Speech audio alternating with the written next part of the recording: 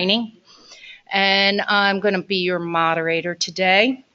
I want to welcome you to the training. We have a lot of people online. There were 200 people that were registered online.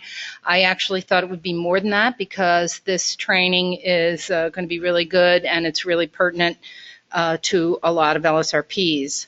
We have a smattering of people in the audience. I guess most people don't want to take the train into Trenton. I don't understand that. Yes, I do. But we're going to move along, and I think you'll get a lot out of today's training. The first thing I'm going to ask you guys to do is silence your phones. I just silenced my phone. So at the end of this, somebody should remind me to turn it back on, because sometimes it's a day before I turn it back on. Anyway, we applied for continuing education credits for today for LSRPs for 2 credits. And for anybody who is in person and any LSRP on the web who attends does not arrive more than 15 minutes late or leave 15 minutes early. Yes, we know when you leave your seat. And that you participate in the quiz that we have throughout. There'll be quiz questions for everybody, and we'll play along here in the audience. And so the questions we're going to ask are really difficult, so it means you have to pay attention and be ready, be on your toes. Okay.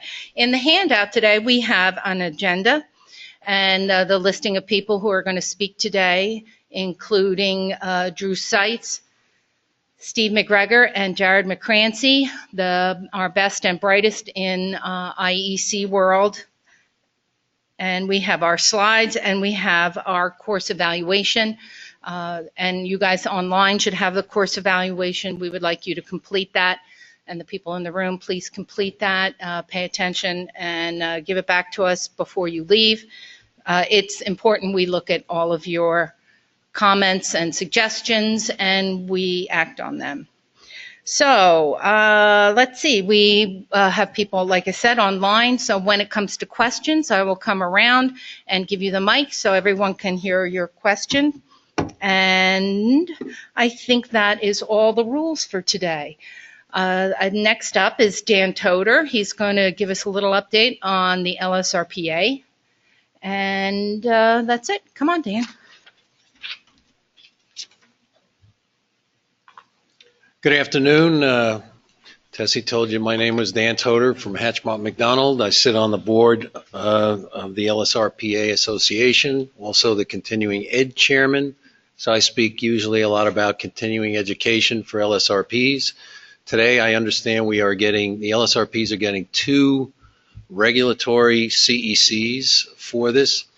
And and that goes for the webinar, but you got to pass that quiz that Tessie talked about. And I hate to tell you this, but if you want a certificate for the credits that you need for your renewal application, you're going to have to cough up about $25. And what's going to happen is after today's course is over, eventually you're going to get a link. And if you attended in the room, you'll get the link. If you're an LSRP and you want the credit, if you're on the webinar and you qualified under all the rules that Tessie talked about, you'll get a link to click on also, and then you'll be able to register, pay the fee, and get your certificate. So that's how it's supposed to work, okay? Just a couple of announcements. Joe, could I have the next one? Oh, we have it up here. Yes, in person and on the webinar. So I have to pay for mine too, Vince. You know. That's the way we survive. And another way we survive is our sponsors support us. As you all know, we're supported by our membership dues that we pay every year, and we're supported by the tuition that the LSRPA or the LSRPs pay for our courses that we put on. So we're supported in those 3 ways, and we appreciate all the support that we get. And you can see that we're having trouble fitting everybody on our sponsor screen, which is a good problem to have. Continuing Ed, Just a reminder, 3 of the renewals, the LSRP license renewals have gone by now, and there's 1 more to go. And the LSRPs need these amounts of credits in each of the categories you see here for a total of 36 continuing ed credits. The draft rules are still out there for LSRPs from the LSRP board. We should be seeing them, I think, before the end of the year. I'm 99.9% sure that these requirements are going to remain as they are in the regs. And when the regs come out, take a look at them, because you'll see how continuing ed is broken up into programs and activities here. And essentially, for a classroom situation like this, or a webinar, you get an hour for an hour. But you can't have more than 18 CECs through the webinars. So keep that in mind. Don't take more than 18 credits on the webinars. And then there are activities you can participate in: teaching a class, preparing and giving a presentation, and presenting a paper. You can also get CECs for. And again, 18 credits is the limit for that. I'm really here to tell you all the things that are going on with the LSRPA and what we are going to offer through the end of the year and into next year. We have a member breakfast coming up. If you're a member of the LSRPA, you can attend the breakfast, and we are pursuing 2 regulatory credits if you attend that for the LSRPs.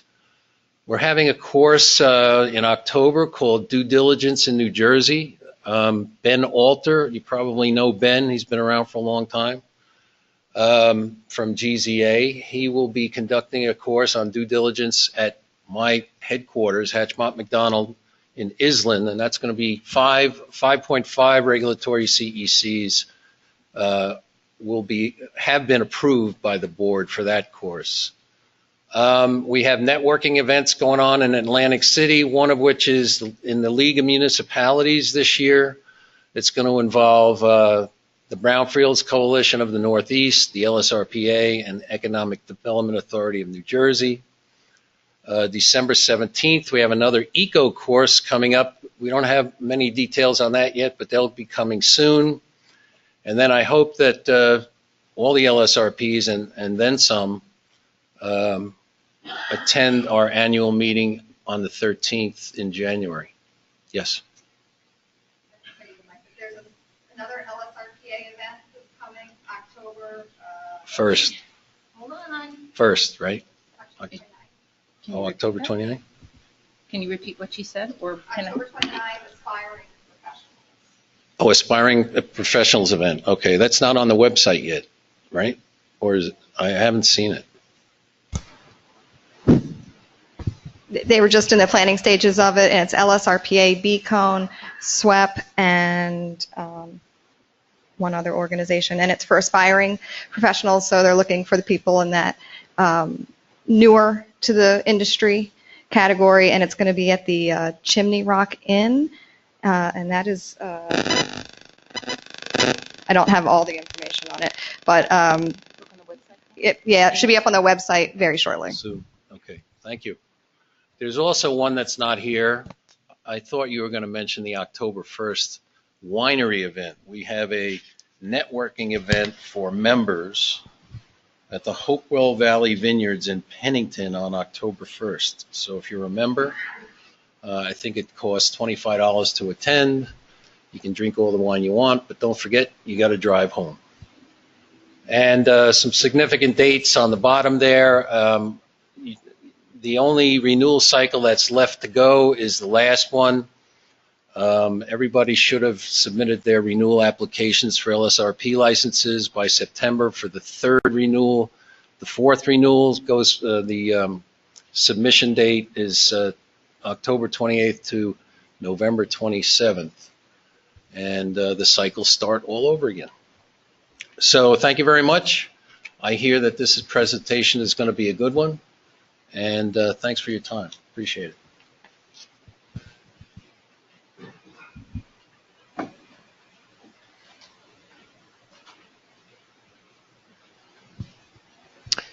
Hi, my name is Drew Seitz. I am the manager of the Immediate Concern Unit at DEP.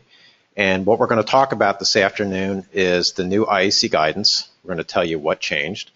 And we're going to also hit some other topics that you folks run into when you're handling IECs. And we're going to tell you how to handle those. I want to let you know that there's an IEC Guidance Committee, and all the folks who participated are listed here on the slide. We have members who are LSRPs, we have a representative from industry, and people from DEP. We all got together and we revised the guidance. I want to thank the folks who participated. They gave up a lot of their time to do this. It's surprising how long it takes to revise one of these guidances, so I appreciate their time. The version that we're talking about is version 1.1. What we're going to be covering is we're going to start off with the changes to the guidance, and then we got some additional topics for you which pop up when you're handling these types of cases. The first one's going to be, what do you do when you find an IEC but it's not related to your client site? It's called an unknown offsite source IEC. We're also going to talk about source control. This causes a lot of confusion when you're dealing with your IEC. We'll tell you what we mean by that. Things like, well, when does an IEC end? When don't you have oversight anymore? You're probably interested in that. And then common problems. You know, hopefully if we tell you the common problems we see, you can look out for them, help you do your cases better. And we're going to finish the whole thing off with 2 case studies. They're real world cases. They were really kind of interesting, and we're going to take you through all the steps that we went through to troubleshoot these. I want to give you a little bit of perspective about IECs. So I went and I added up all the IECs. These are closed ones, active ones that LSRPs worked on, ones that were handled by the publicly funded group. There are 1,115 IECs, cases. That's a lot of cases.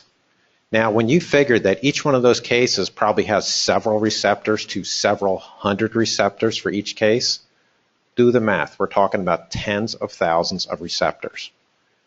Now, this all sounds nice and clinical when we talk about receptors. What is a receptor? You know what a receptor is? A receptor is your family. It's kids, it's your family. We're talking about people. And that's what makes this issue so serious. If you're the person who has contamination in your well in your house, you know what? It's an extremely important issue to you. It's very scary. We know that. That's why it's the most important type of case that DEP handles. So when we go through this presentation tonight, yeah, we're going to talk about time frames and some forms you need to submit. But what you're really doing is you're protecting people. It is an important job that you're all doing. So keep that in mind when we go through this presentation. Now I'm going to turn it over to Steve McGregor. He's going to start off with the changes. Steve is an IEC case manager. He is also a member of the IEC Guidance Committee.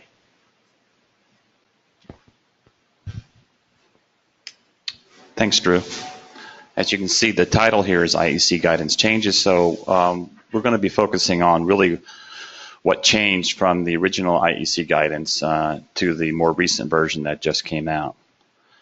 And you can see the first bullet I put in a simplified, and it's kind of a rare thing when you revise a guidance that you simplify it, but in actuality, the original guidance was like 52 pages and the revised guidance was 40 pages. I don't know if this has ever happened in government before, but this is something that was our goal when we got into this, and so it's actually a shorter and sleeker version. And I'll be curious in the questions to see if we get any feedback on if other people think it's a little more simple to follow. The other things we changed are new action response action forms. The mapping process was simplified. We tried to simplify the spreadsheet. We'll get into all of these a little bit later.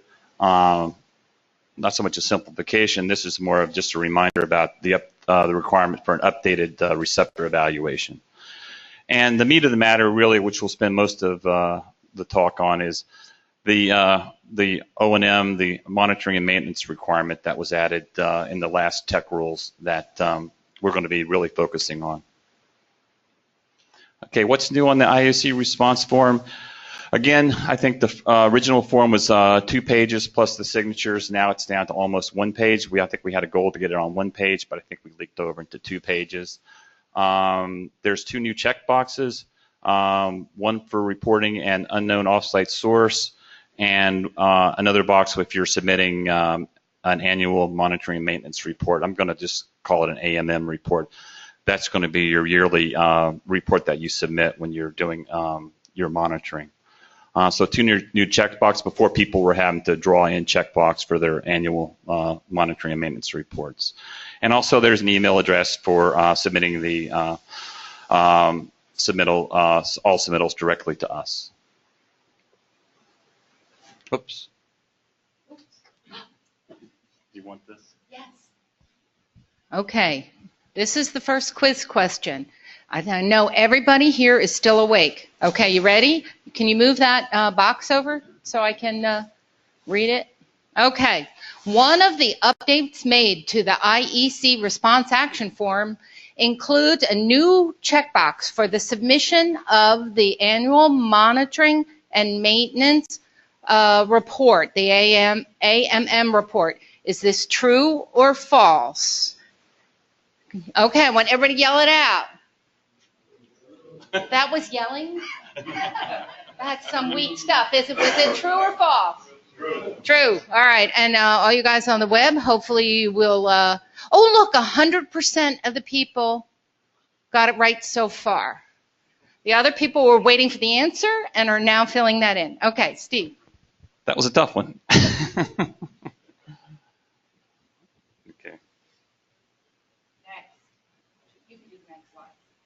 It doesn't. No? Can you do next one? Oh, we got to close that. Oh, we got to give him a minute. We got to give him a minute.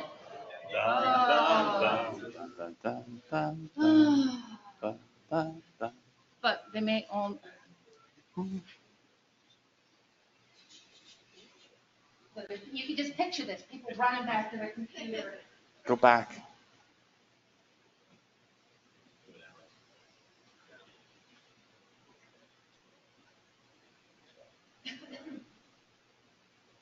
And then next time, somebody is going to have to get up and tell a story or something while we wait. How we doing? Good? It's a long minute. It is a long minute. Yay! Question 1 down. 3 more to go. Okay. One of the things that changed in the new guidance was the change in how we map IECs. It's always been a requirement in the technical rules to map IECs. And for potable well IECs, that wasn't such a big deal. We would use the known the CKE mapping, and that would qualify for mapping a potable well IEC. But for vapor cases, that became a little more problematic because oftentimes, the vapor concern area was just a basement under a strip mall or a house.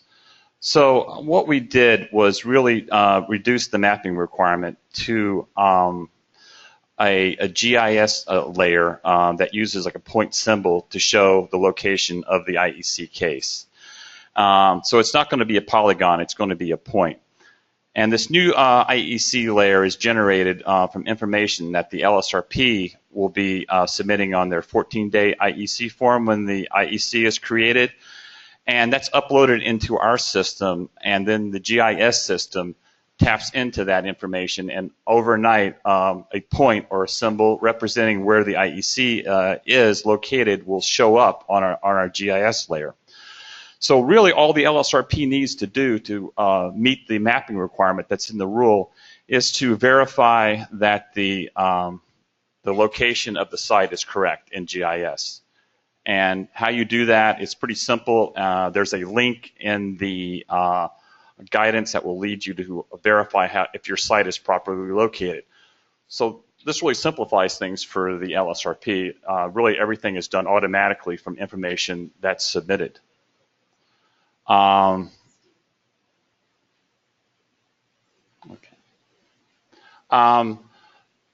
This is just a updated a reminder that when you submit the source control report, that you need to submit the results of a receptor evaluation. I think that's mine. You get Exactly. the merits. Yes. It's in the, if it's my wife, it's really bad. Yeah. It is. Is it? Yeah. Thanks. So the guidance includes a reminder that when you do a source control report, there's a requirement in the rule to submit the results of an updated receptor evaluation. And this is really simple. The simplest way to do it is just to attach an updated receptor evaluation form to your source control report. We don't see this. A lot of source control reports come in, and we don't see this requirement. And you'll get a phone call reminding you that you need to include that. Okay, here's the real meat of the matter is the new requirement that when you have an IEC, you have to submit a yearly annual monitoring and maintenance report, the AMM report. And the AMM report is required for all IEC cases. It's in the rule, and we've had a little better compliance recently, but this was something that was really kind of like not being done in a lot of cases. See the second bullet there, it's the AMM report is not required if you have a VC case. So it's really just a requirement for IECs. If you do have a VC case, it doesn't mean you don't have to do your monitoring and maintenance, but it's not something that you have to submit a report to the department. It's still required as part of, and it's all the monitoring and maintenance for vapor concern cases is in the VIT guidance, but there's no reporting requirements. And if you do have an IEC case, which means you have at least one location that's an IEC, it may also have VC locations and just locations where you just have elevated sub-slab. Now these would all be included in the AMM report, but it's under a IEC case. It's not a VC case if you have at least one IEC receptor. And the last bullet has the case manager will review the AMM, so there may be charges along with that review when the hours get tallied. Okay, recommendations for monitoring and maintenance. Monitoring and maintenance begins when the system is started. All of your recommendations for when you sample and how you sample are in the VIT guidance. There's recommendations for your SSDS systems, your sub-slab depressurization systems, and there's also recommendations in the VIT guidance for passive vapor systems and for situations where you just have elevated sub-slab, but your indoor air is okay. These are all in the VIT guidance, and we won't really talk about those here. And finally, if you do have a POET IEC, the POET monitoring recommendations and all the timing and how often you have to sample are in the POET specs. And the POET specs and all these other guidances are in our SRP webpage, and they're under the forms or the guidance library. I think you probably have all found those. Okay. When you're doing O&M or monitoring and maintenance, most of what I'm going to be talking about here is for sub-slab depressurization systems for vapor concern IECs, because this is probably about 90% of what we encounter. And so when you install an SSDS system, you typically install it and let it run for 30 days so everything sort of settles down. And then you take a verification indoor air sample after running it for 30 days. And hopefully, if everything is working right, you get a reading that's below our screening levels. And At that point, when you collect that sample, you should also be taking various vacuum readings and across the sub-slab, and you're also collecting vapor readings in the piping and the blower. All of these are commissioning values. And these are going to be very important for your future AMM reporting. So what you have done is created a situation where you have a point in time, if you installed your SSDS and you've taken your indoor air sample and you've shown it to be protective, you've got that point in time with these values that you've measured at the same time. You have taken a vacuum reading, hopefully in the riser pipe. And this is the riser pipe is what we call the pipe between where your vapor extraction point is in the floor and the blower. The whole piping that goes from that point to the blower we call the riser pipe. And also a measurement you will need to have taken is the vacuum underneath the sub-slab.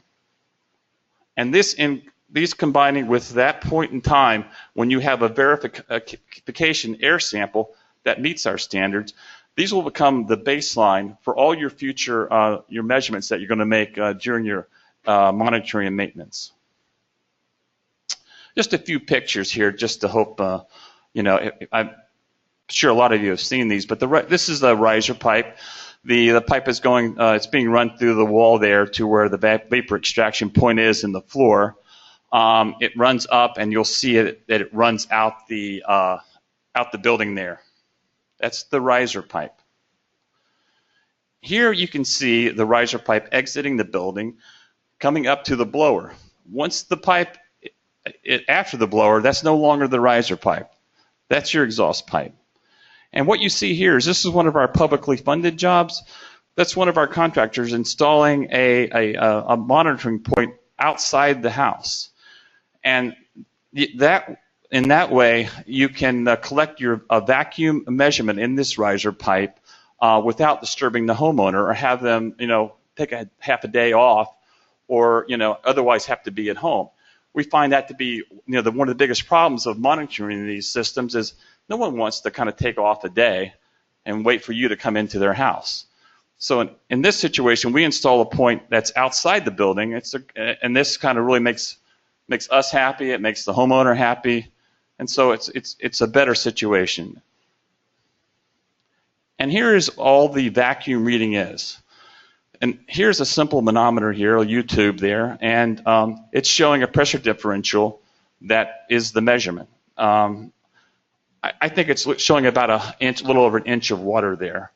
I gave this talk before, and someone thinks it's 2 inches, but maybe someone will know the real answer.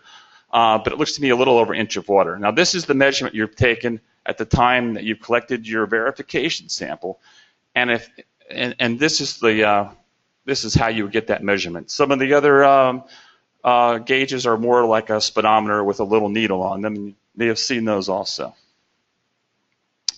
And here's a guy collecting a sub-slab vacuum reading. This is a point in the floor where you're hopefully meeting the minimum requirement of 0.004 thousandths of an inch of water. So this is probably the main slide of the whole talk here. This is your monitoring options for your SSDS. I know there's other systems out here, but again, most of the systems out there are SSDSs. You can measure vacuum in the riser pipe, you can measure sub-slab vacuum, or you can collect indoor air samples. You need to do one of these three. You don't have to do all of these. You just need to do one of these. You can do all three, but you have to do at least one. And we're going to go into this a little more detail, but we think the easiest way is measuring vacuum in the riser pipe. So you see that manometer there, that's where you get the measurement there. And if the vacuum that you measure at your commissioning time is when you collected that sample that showed that you were protected, if that vacuum reading is within 20% plus or minus the commissioning value, the SSDS is deemed protective.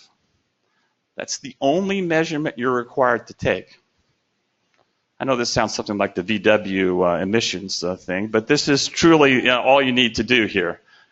And if the answer, most of the times I think you will, people say, well, how can that be? Well, what happens is if you had, let's say, one of the pipes under the slab maybe collapsed, you would have a dramatic change in this vacuum reading at this point in the system. So it's not that you're just measuring at this one point. This one point is reflective of the entire system. If something shifted or filled with water and this whole line is blocked, the vacuum level is going to go way up, and you're going to notice a big difference in that reading. And that would require you to go in, check the entire system, and see where the problem is. If for some reason you're not within 20% plus or minus, you would need to do an additional step. And typically the easiest is to collect a new round of sub-slab vacuum measurements, or you could also collect indoor air samples. If you choose to collect the sub-slab vacuum measurements, and they're all greater than 4/1000 inches of water, the SSS is deemed protected, even though you failed the 20% test. If you can show that you still have enough vacuum under the sub-slab, you're going to be deemed protective. And finally, if for some reason you're not still achieving that 4/1000 inches of water, then you're going to have to start getting into a little more serious matter of adjusting the system or expanding the system or finding out what's wrong. So you can, because it is a requirement you actually have to meet the 0.004 inches. Now, in certain situations when you're going out and monitoring, all of the sub-slab measuring points are under carpet, the riser pipe is behind walls, and there's really no easy way to collect this information. For these type situations, for these type structures, you can always revert to the third option of just taking indoor air samples. And that alone is enough to show that you're protective. You would have to take these samples during the heating season. But again, this would be a standalone. Any of these are standalone.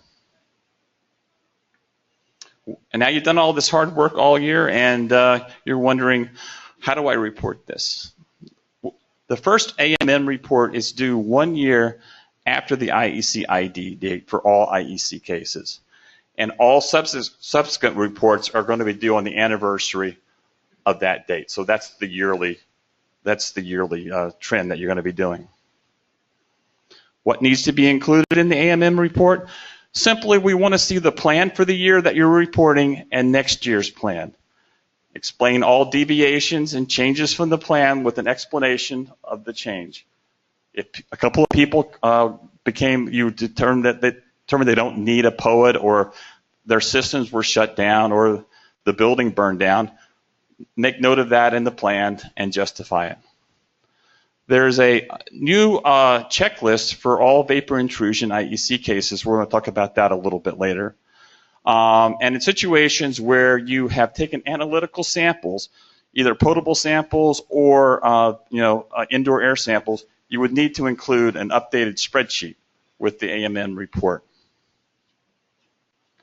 Using the monitoring and maintenance checklist, it's a pretty simple checklist. It's, again, you can download it off of our web page under the, I believe it's under the forms library.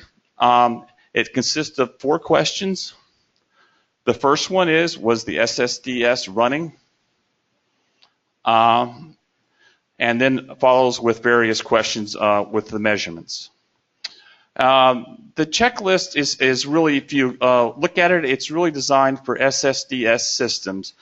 But there's one question, question 4, which is used also to certify other type remediation systems, more passive systems, or even sometimes the remedy for IEC is having the building vacant. And so that is a way that we certify that the building is still vacant, someone hasn't moved in. And the LSRP must sign each checklist. The checklist should be for each inspection at each location. So if you have 2 IEC locations and you were to sample or inspect those locations twice yearly, you would have 4 monitoring and maintenance checklists. Finally, you need to submit the AMM. You get to use the new checkbox, which I think you all know the answer, that it's on the new form. And you'll need to send an electronic copy to your IEC case manager and also to the new IEC mailbox. So it comes in electronically to us. Send a paper copy of the AMM report and the IEC response action form to BCANE. The IEC case manager doesn't want any more paper. We end up getting this paper copy from BCANE. And you must submit the AMM reports until the IEC monitoring and maintenance is included in a remedial action permit. And Drew is going to talk a little more in detail about how that happens. The permit that you're creating, permit you're creating is either a groundwater or soil remedial action permit. And depending on your case, you may already have a permit, but a lot of these cases you're still working to get all the requirements for that. But once you have that permit, then the SSDS system or whatever engineered system you have for your IEC will be included under this permit. And at that point, once the permit is issued, our group will no longer be involved with this IEC. And all of the annual monitoring and maintenance will be included under the permit. All right, that's it for this section. We're going to take questions.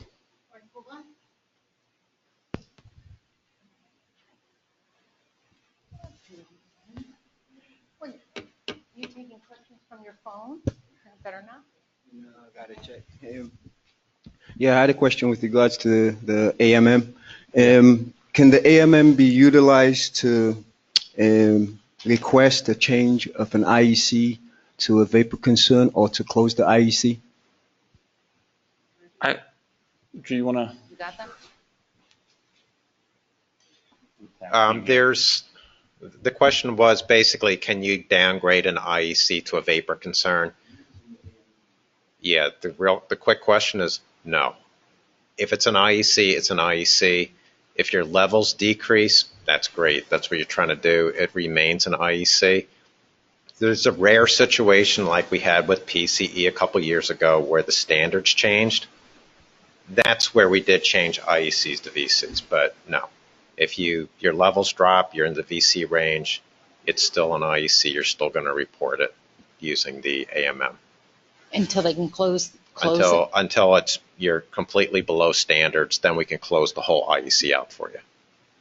Okay, we have a question on the web. It says, can you provide a basis or reference for the 0.004 acceptable water vacuum level? A reference? It's right out of the BIT guidance. And that was probably... It's probably referenced in there. But I mean, that didn't come out of nowhere. You guys did research and found that probably from manufacturers and all that? Or? I think maybe the radon industry. I don't know. Okay. All right. Hold on. How often the sub-slab vacuum measurements should be made? How often? Yeah.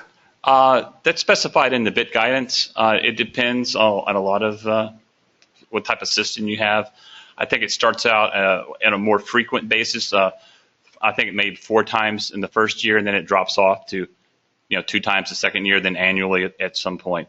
But there's it's a little more specific on what kind of system you have. But I think that's kind of in general what the frequency is. All right. Why don't we move along? And I think we have Jared next. Yeah, we're going to bring on Jared McCrancy. He is another IEC case manager. He's relatively new to our group, and he's going to shortly be leaving our group. Immediate environmental concerns weren't quite exciting enough for him, and he's going to be taking off to our emergency response group and get a nice big new vehicle and be kind of pretty cool. All right, goes Jared. I think he's... Yeah, I'm going to use it. Oh, okay. Thanks, Steve. As Steve said, my name is Jared McCrancy. I'm a case manager with the IEC group. And today I'm going to be talking about the exciting hot topic of the IEC spreadsheet. So first off, I'm going to talk about what's the purpose of the IEC spreadsheet. First off, it is a technical requirement for site remediation. So for that reason alone, it should be given just as much attention as any of the reports that are being submitted. For us as case managers, we utilize the spreadsheet as a reference tool. It allows us to quickly refer to parts of the case for clarification without having to go back and read through the full report or look through large data tables. It should be viewed as a case summary or a story. From the 14-day report to the 1-year source control report, we should be able to tell exactly what's happened or has not happened with a case. And it should be organized in such a way that the data is usable and it makes sense. Lastly, the spreadsheet's a time saver. The less time we spend reviewing a case, the less money your clients are going to have to be billed. The spreadsheet can be found on the forms page of the department's site remediation website. I want to clarify that if you're already using the old spreadsheet for existing IECs, you can continue to do so. It's not very user-friendly. Trying to transfer, you can't just copy and paste from the old spreadsheet to the new one. It's a great job for an intern if you got one. But every new IEC that comes in, you must use the new format. So if you save the form somewhere, you might as well just get rid of it and download the new one and update it. And when you do that, along with the main reporting spreadsheet, on the tabs down at the bottom, you'll find that we added an example spreadsheet of what it's supposed to look like, a couple of instructions to help guide you using it if you have any questions. And we also made a new location template to help with the continuity of editing the spreadsheet.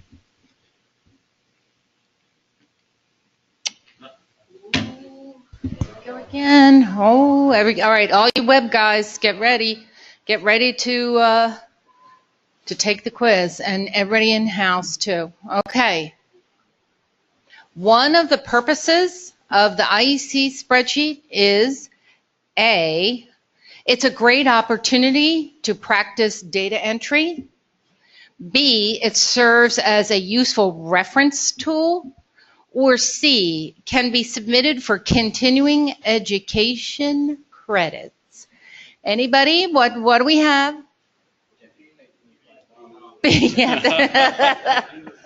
Somebody just said, but you'd have to pay $25 for the credit certificate. That is not right. So everyone else said it's B. I want you to yell it out. B. Ooh, B. Okay. And how are our web guys going? Uh-oh. We got to wait a minute for them to catch up. There are still cookies in the back, and there's still coffee in the back. Please go over and get them. How we doing? All right? Yeah. Wait a minute. 85% have voted. This is so exciting. It's almost like the election.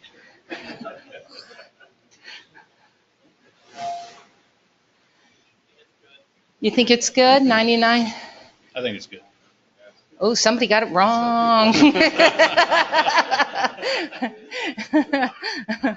I don't think that they can't go and change it either, can they?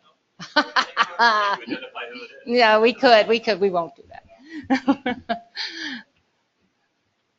All right, so I guess we'll close this. Anyway, okay, we're back. And we're on the right side. So along with the new guidance, a lot of changes that we made in the guidance, we also made a lot of changes to the spreadsheet. For this presentation, I'm only going to be referring to the vapor intrusion spreadsheet, as it's the more complex of the three. Direct contact and potable wells are a little simpler when it comes to what information is provided on them. We tried to reconfigure the spreadsheet to provide only information that we felt was relevant for the case managers. In doing so, we removed a lot of categories and we rearranged other ones. One of the biggest changes we made was the category that was called type of VI. We now labeled this VI designation, and it has 8 different ways of defining what is happening under the slab and in the indoor air. We felt these new categories are more relevant than the old ones, which were just IEC, VC, and none, because it shows that the contamination is present in some capacity, and though it's not yet a problem, it should be noted and possibly monitored. We removed a bunch of categories such as suspected pathways, some of the information for interim response, the engineered system inspection schedule, the IEC yes or no category, and as Steve discussed, we implemented a different form of mapping, so there's no need to have the old XY coordinates. We corrected a lot of formatting issues. A lot of the spreadsheets that were submitted had gaps in the formatting. This problem occurred when one was trying to add a new sample to an existing location, or when one was trying to add a new receptor to the spreadsheet. To assist you in keeping that continuity while editing, we also added that example spreadsheet and instructions at the bottom of Excel to help guide you through editing and editing the main spreadsheet.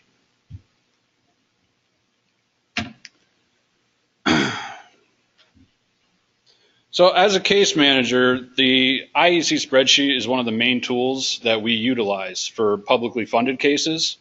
And I'd like to discuss a few ways that we feel are good ways to organize the information that is gathered as you progress through an active case. There's no actual form or there's no guidance that tells you exactly how to use the spreadsheet, but the way that we use it in the department, I'm going to kind of go through to kind of help you see what we're looking for when you submit a spreadsheet to us. So the areas where we see the biggest issues are adding a new sample location, adding new samples at existing locations, the contaminant of concern categories, the lack of receptor information, and the comments section. And I'm going to touch on each one of these. So adding new sample locations. Sorry if this is hard to read. It actually looks pretty good up there. But I try to highlight the areas that I'm talking about the best I could. At the top of the main spreadsheet, you see that there are directions for adding a new sample location. At the bottom of the Excel page, you can see that there's a tab labeled New Location Template. By clicking on the tab, a formatted new location template will show up. Simply copy all the cells, bring them back to the main spreadsheet, hit paste, and there you go. You got a new location added to your main spreadsheet. These locations can be even added in between already existing locations, and they should be. We find the most relevant way to organize the step-out sampling is numerically by street address, not lot and block or by sampling date. A lot of the spreadsheets that we receive, they're all kind of disorganized in a manner where they're mostly organized by sampling date, where every time there's a new sampling event, they'll just tack on another location on the bottom. This doesn't really help us at all because we still have to sift through a lot of data and a lot of information.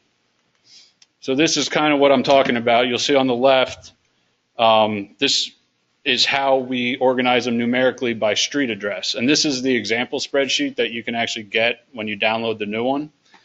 This really gives us a better picture of the area we are dealing with and where the majority of the affected receptors are located.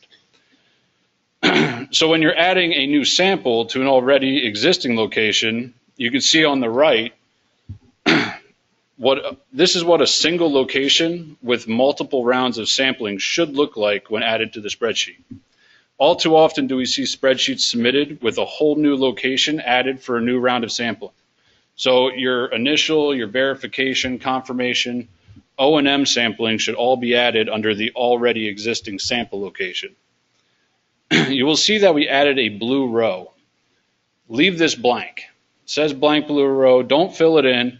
For formatting purposes, this must stay blank. Once again, instructions are found at the top of the main page. If I click back, you can see that for adding a new sampling round, it's also at the top. But it really is as simple as just highlighting the blank blue row and clicking insert, and a new sampling point will be added to that location. So the next category is the contaminants of concern. You can read this one pretty well too, actually. Every contaminant identified over a screening level should have its own COC column, not just the primary one. Even if it's just background contamination, add it to the spreadsheet and explain why you are seeing it. Do not add multiple COCs in the same column. We've provided 3 COC columns because most of the cases rarely have more than 3 contaminants. In the event that you have 4 or more COCs and have to add more columns, my suggestion to you is just have an intern do it.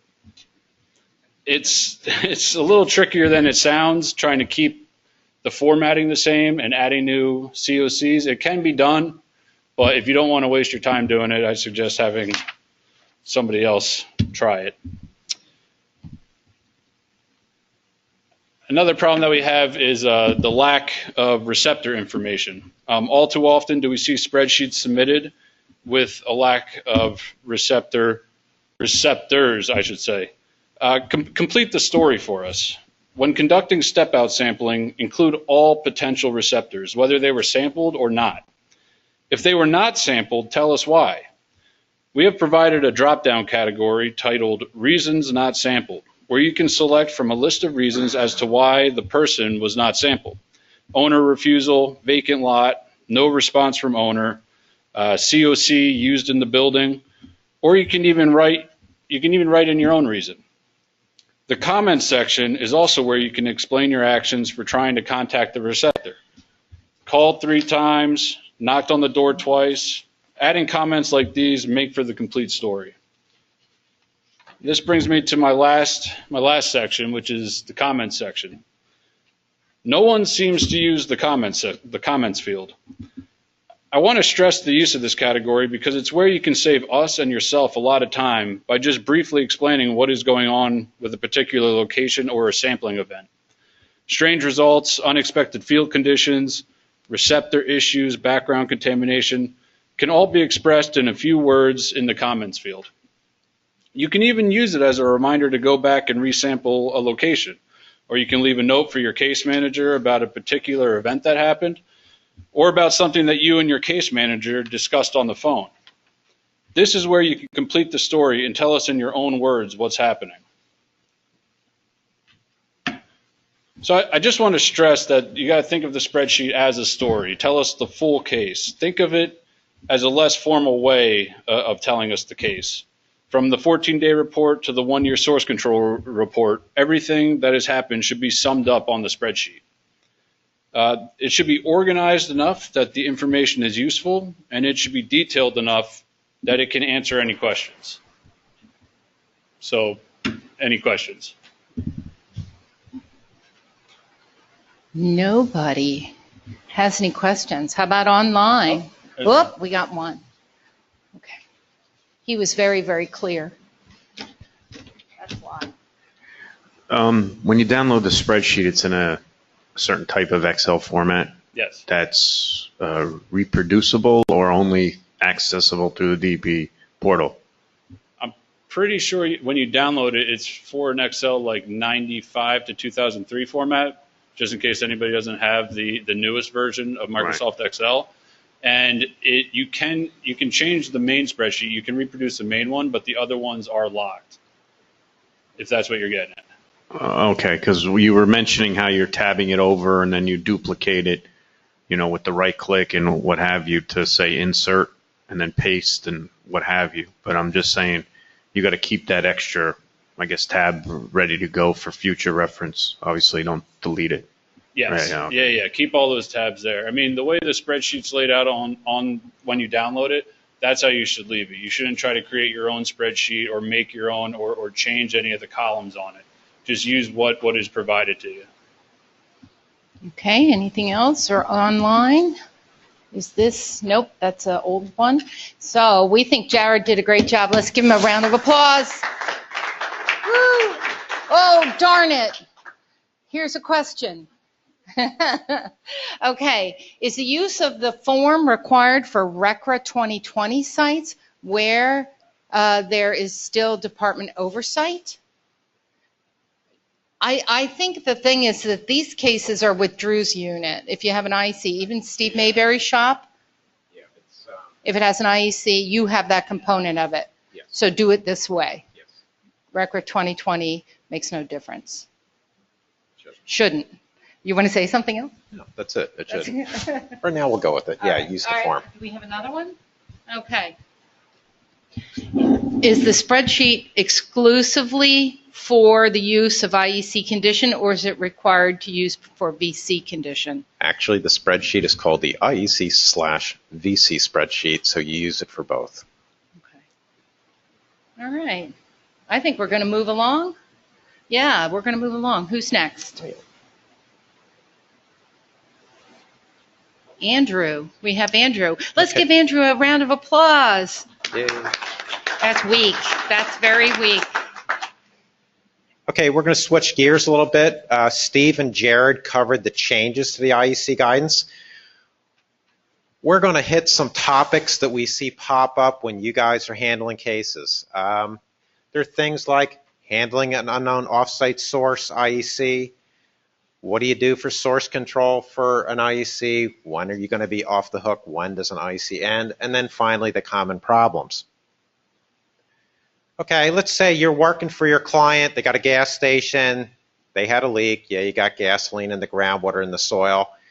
You've gone out there. You did your monitor wells, your PASI. You got a real good idea what's going on that site. But you had a release, so what do you got to do? A receptor evaluation. So you step off site, you sample that house next to the gas station, and you get an IEC because you got a contaminated well. But your contamination's PCE. You don't have that on your site. You're saying to yourself, well, hey, that's not my client's problem. And that's what we're going to talk about. When you find yourself in that situation, what should you do? That's what we call an unknown offsite source IEC. Okay, there are some new guidance out there that cover this topic. They're listed here. You can find them all on the SRP website. Go down the left-hand side, look for the guidance library. They're all there. The first one's the Offsite Source Groundwater Investigation Technical Guidance. The second one has an extremely long name for a very short guidance document, which is quite good. I'm not going to try to read all that. And then we also threw a section in the IEC guidance to tell you specifically how to handle an IEC if you think it's from an offsite source. I am not going to try to explain every detail that's in here. I'd need another hour, and I basically don't want to do it. But I'm going to tell you in general terms how you're going to handle an IEC if you think you're in one of these situations. It really breaks down to two different scenarios. Scenario one is kind of like the gas station we talked about. You've been working on it for a while. You got your PASI, you got your monitor wells, you know your groundwater flow direction, you got it nailed down good. And then you take your sample off site, you find an IEC. That's scenario number one, where the contaminant of concern is not found on your site, that the same, it's a different chemical that you find for your IEC. The second scenario, this is really the more common one that we've been working with you guys on. It's where you have, it's basically two situations. One, you have an IEC on your client's site with any contaminant. Or two, you step off site and you find an IEC. The chemical that's causing that IEC is a contaminant of concern on your client's site, but you don't think it's actually from your client's site. So that's what we're going to talk about. The easy one is where you got everything fully delineated. Refer to the guidance, refer to section 3.9 in the tech rules. It tells you what you need to do to justify it. We're assuming you are at the point where you can justify it is not coming from your client's site. This is your easy one. If you find an IEC, what you need to do as an LSRP is you need to call the hotline and report an unknown offsite source IEC. What's going to happen then? DEP is going to create a publicly funded IEC. My group will handle this. What are we going to do? We're going to do everything that you would do for an IEC. We actually have a lot of publicly funded IECs. We will handle it from that point on. What are we going to do? We're going to address the receptors. Put whatever kind of treatment they need on. We will do a receptor evaluation. Look for anybody else.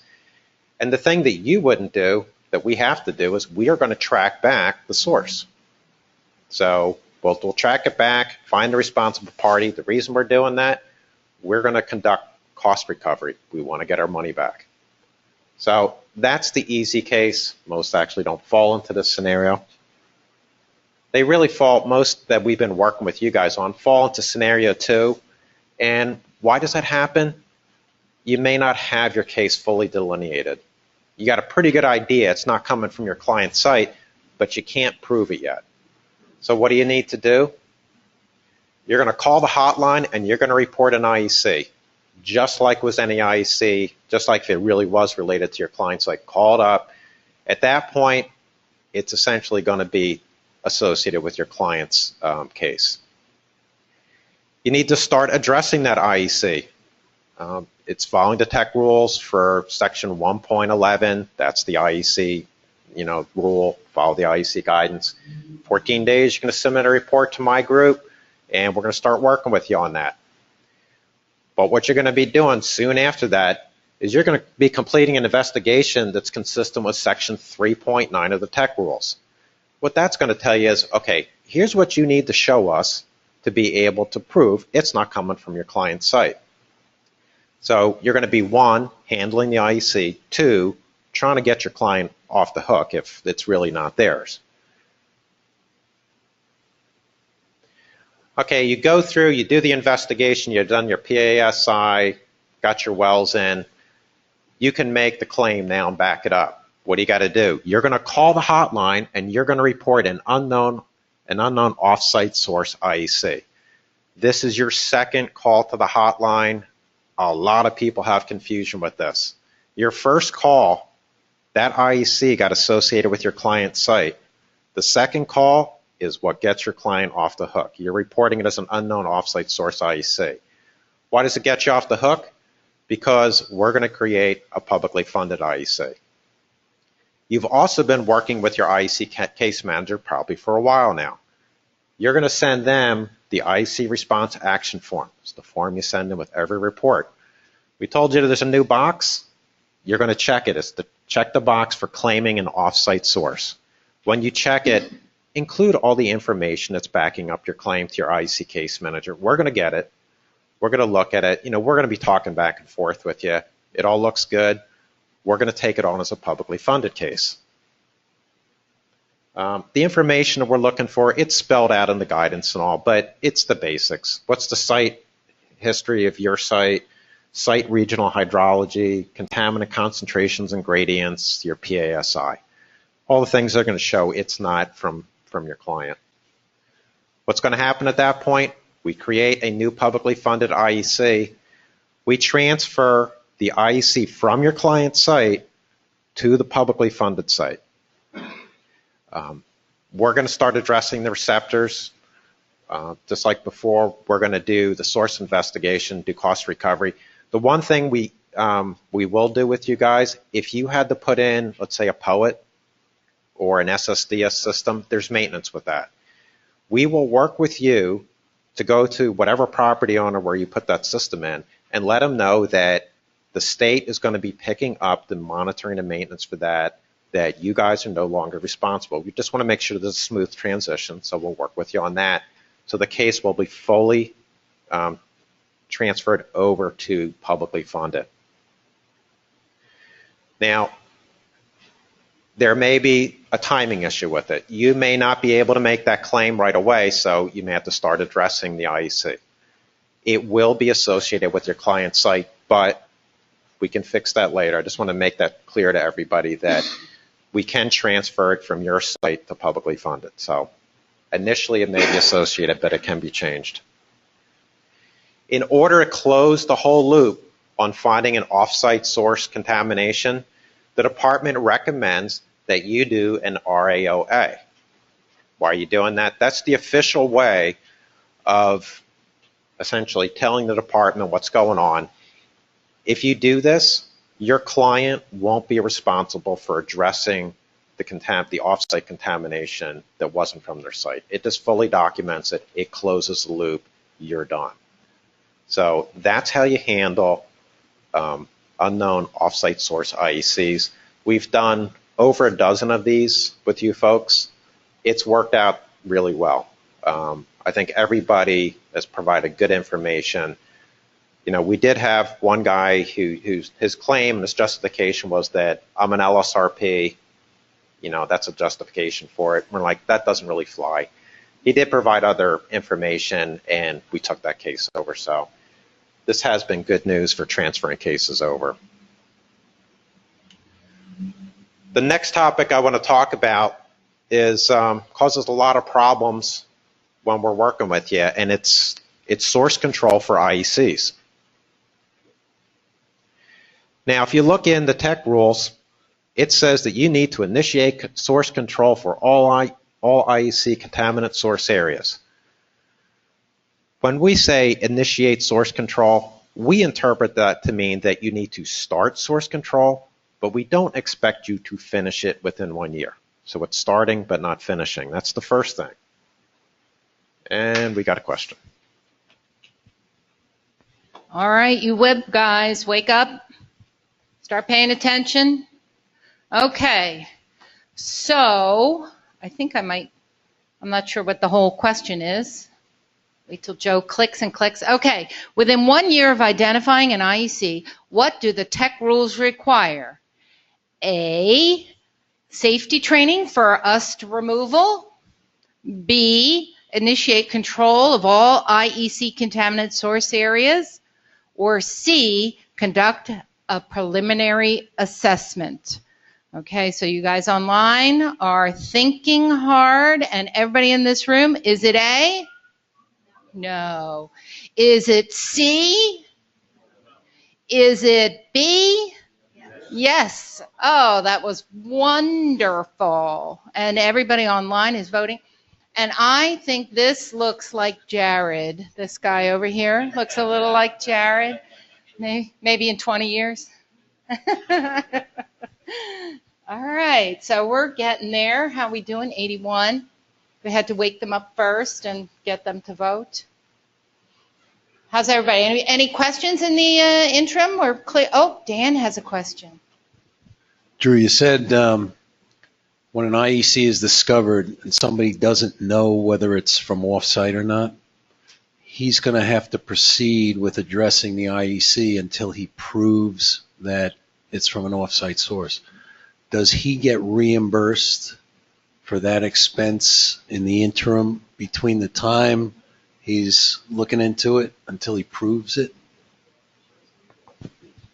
That's a good question. And if you want to talk to the spill fund, because every one of these cases is different, you could talk to the spill fund, see if there's a possibility of getting reimbursed for that work. That's what I would recommend. But every one of these cases is dramatically different, so you're going to have to talk to them individually. All right, I guess we'll take one more question before we move on. On that note, in very similar fashion, if you have a offsite concern and their legal counsel's blowing smoke in 1 ear and you're blowing smoke in their left ear and he's saying one thing and then obviously conflicting opinions, that they immediately want to go after some suspect polluter that they may have seen up the street. What leverage at all, any, if you're directed by counsel that you don't agree with, that obviously you have to do an investigation, but the counsel is advising you that, no, we're going to blame someone else for the time being? If you start getting into a situation, and I'm taking this from the LSRP's point of view, you find an IEC, you have to report it, period. If your counsel is advising your client, don't do anything, blame somebody else, what the reality boils down to is that receptor is not being addressed. Okay, if we get ourselves in that situation, you're working with an IEC case manager. If you call me up and say, my client, based on advice from the attorney, isn't going to do anything, fine. Let me know that. We will do it with public funds.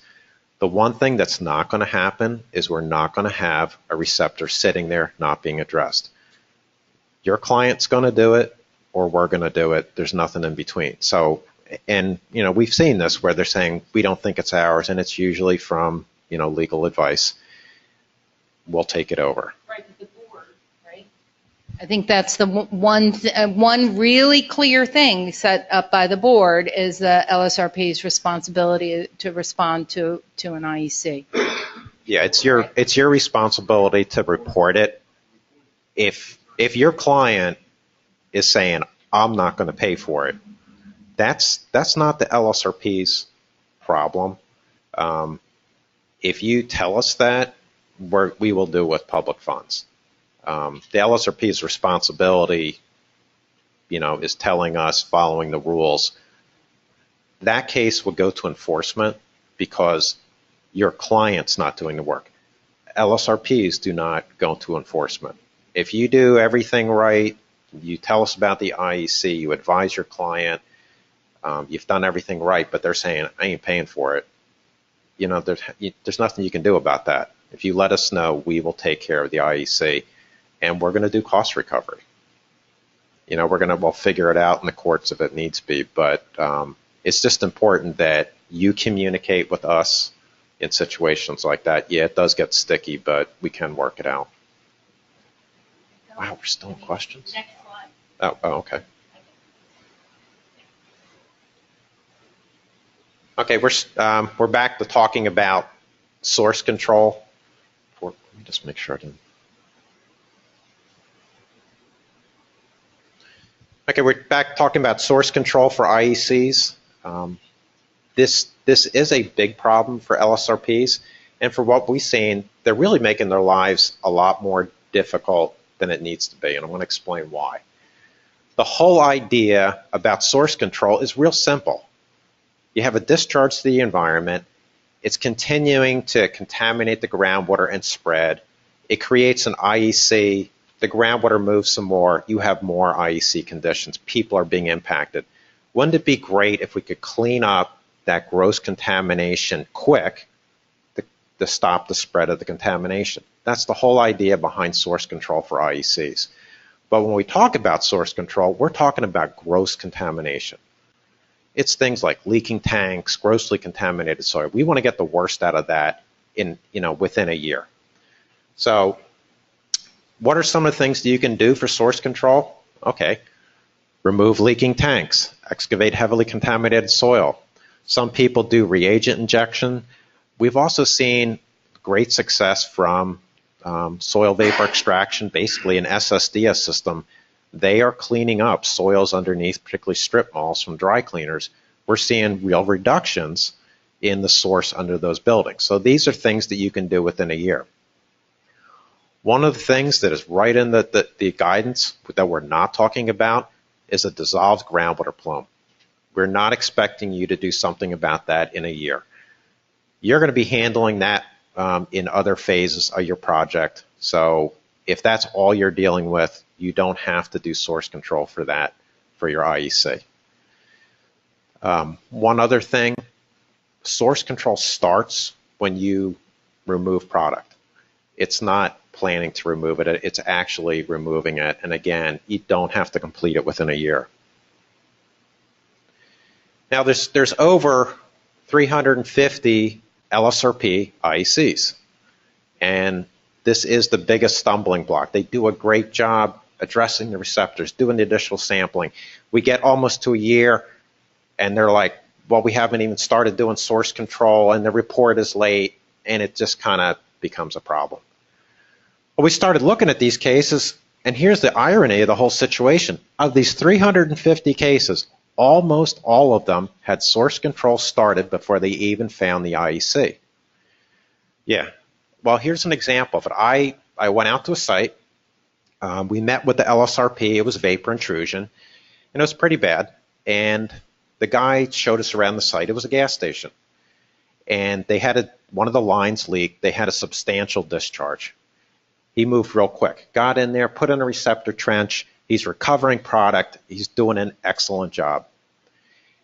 The vapors hit the building that was right next to it, caused a vapor intrusion problem. He was addressing that. We met him in the field, and this guy really did an excellent job. But he was all stressed out. He's like, well, I got to figure out what I'm going to do for source control, and I may need to get a time extension for it. And I'm looking at all the work he's done. I'm like, you've already started source control. You actually started it before you found the IEC. The reason I'm telling you that is that if you've already done the work, all you need to do is tell us. Keep in mind, your IEC case manager only sees the IEC. This isn't the old days when your case manager knew everything you were doing. If you pulled tanks, pulled soil years ago, let us know. You might just be dealing with some residual contamination that's causing the IEC. Let us know that. We've worked with LSRPs, and to make it easier and shorten this whole process, that source control report justifying that you pulled the tank a couple years ago, just incorporate that in your report that's due in 120 days. Your IEC engineered system response action, you get the thing done in one shot. So talk with us, let us know what you did.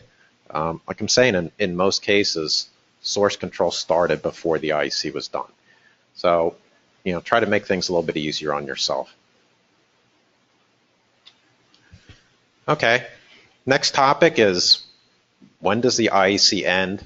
When won't you have IEC oversight?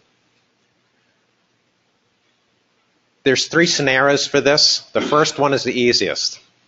An LSRP report inadvertently reports an IEC. About 50% of the cases we have been getting in fell into this category. It was just a mistake, and I'm going to go through some of the problems we've seen. They reported it wasn't an IEC, or they reported an IEC and it sure looked like one, but they get out there, do a little bit more work, and you know what? It really wasn't an IEC. This all falls into inadvertently created. These are real easy ones to fix with you guys.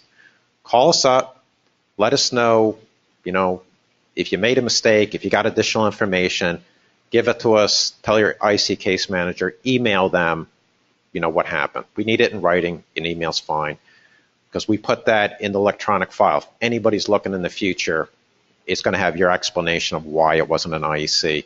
We will close it out for you. Your IEC oversight is done. This is the easy one.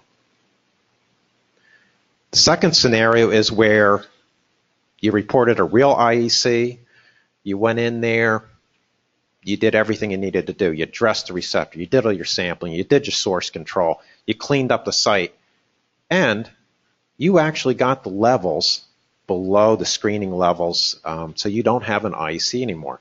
You don't even need an engineered system to protect human health. So this is the best case of all, where you're able to clean up the site, you don't have an IEC. Work with your IEC case manager, tell them, hey, I want to close out my IEC, I don't have it anymore, it's clean enough, I've tested it. Again, shoot them an email with the information showing us that it's clean. If we agree with you, we will close the IEC, IEC oversight will be complete. This is the best of all worlds.